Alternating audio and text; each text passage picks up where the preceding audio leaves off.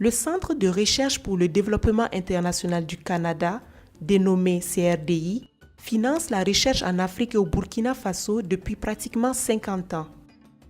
Parti du constat que les résultats de la recherche ne sont pas appliqués à grande échelle pour participer à réduire les gaps de pauvreté, le CRDI a financé à hauteur de 3 millions de dollars canadiens le projet de recherche axé sur les services financiers et le déploiement d'innovations agricoles au Burkina Faso.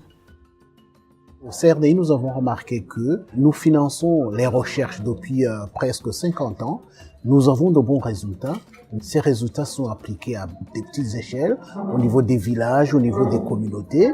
Mais ce n'est pas avec des bons résultats qui sont appliqués à ces échelles les plus bas qu'on pourra transformer l'agriculture en Afrique et transformer les conditions de vie des populations rurales africaines. Dans cette réflexion, on s'est dit, mais une des causes du non-déploiement à grande échelle des innovations serait le manque d'accès aux services financiers.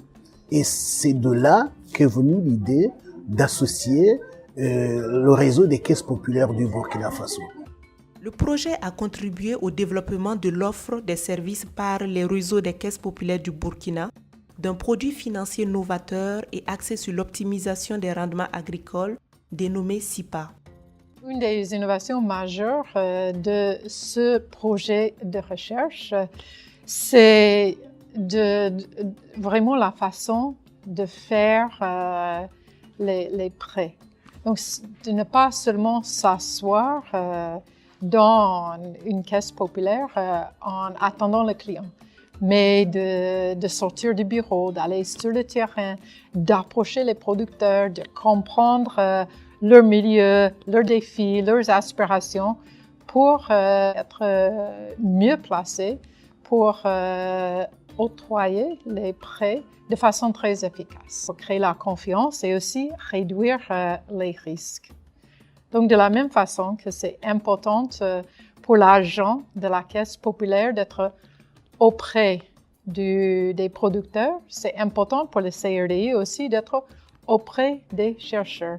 Donc, ce n'est pas seulement pour nous la subvention de la recherche qui est importante, mais aussi le suivi.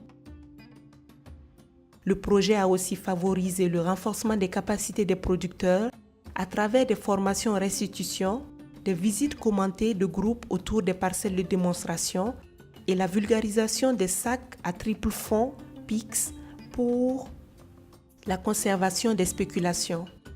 Le projet a atteint ses résultats. Je ne dirais pas à 100%, mais globalement, le projet a atteint ses résultats.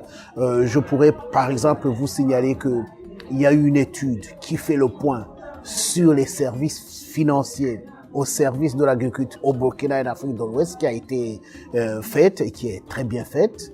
Je pourrais vous dire aussi que le crédit à l'intensification agricole qui a été mis au point par DINERA et le réseau des caisses populaires a été bien accepté par la population.